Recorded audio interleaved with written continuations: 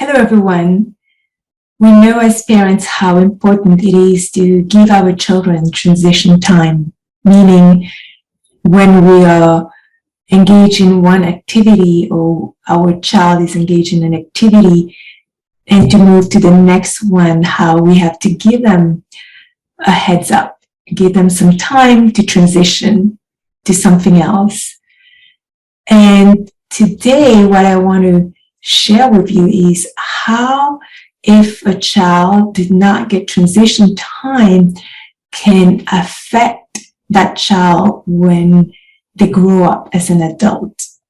Because I had an interesting session with a client where we discovered that the lack of transition time when she was a child, how that is showing up in the present today.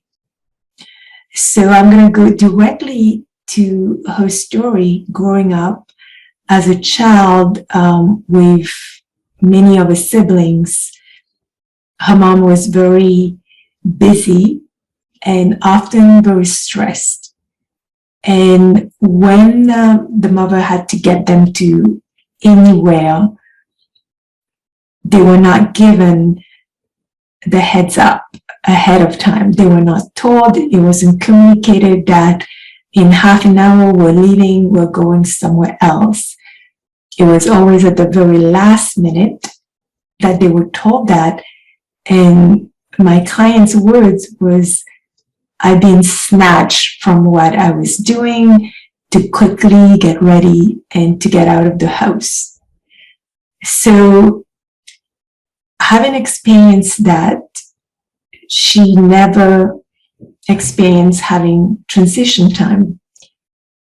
And so today in the present, how that's showing up, which was very interesting to find out, is that she's a very busy woman. She has lots on the go. And currently, what she was telling me, she felt very unmotivated.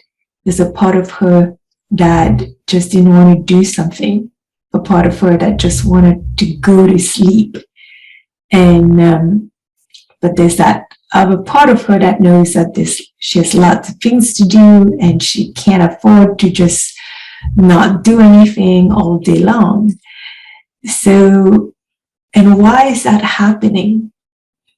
And the reason it happened is when her mind is perceiving this pressure, there's lots on the go, and she has to move from one thing to another.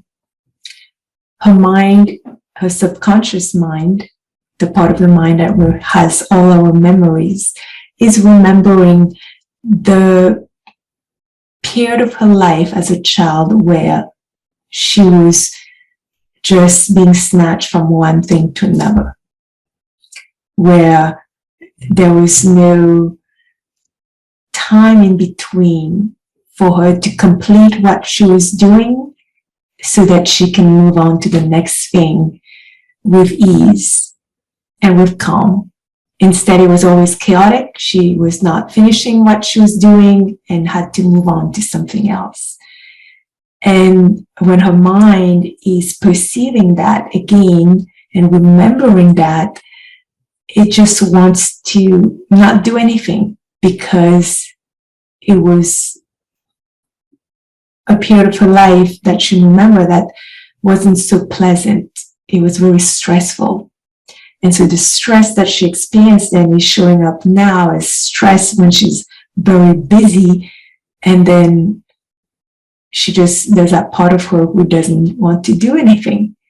And that's because there's a lack of transition time. So what we came up at the end is for her to have transition time from working on one project, and before she moves on to another project, she needs to give herself that time. And often it doesn't have to be a long period of time. It can be 10, 15 minutes to transition, to go for a walk, to have a cup of tea, whatever it is that's going to finish one thing, complete it, clear the mind, and then move on to the next thing. So yeah, it was very interesting to find that out, and hopefully that was helpful to you to understand what happens in childhood can affect us later on in life as an adult.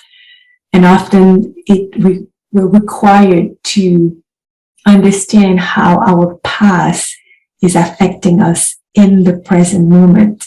And when we can do so, then we feel more equipped and we can come up with solutions to whatever we're experiencing in the moment.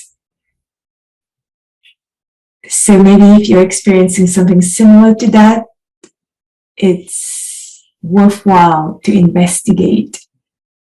What is it about the past that you've experienced that are contributing to what you're feeling today in the present? If you have any questions or if you need any help with that, feel free to reach out to me. Otherwise, thank you for listening and watch out for me next video. Take care, everyone.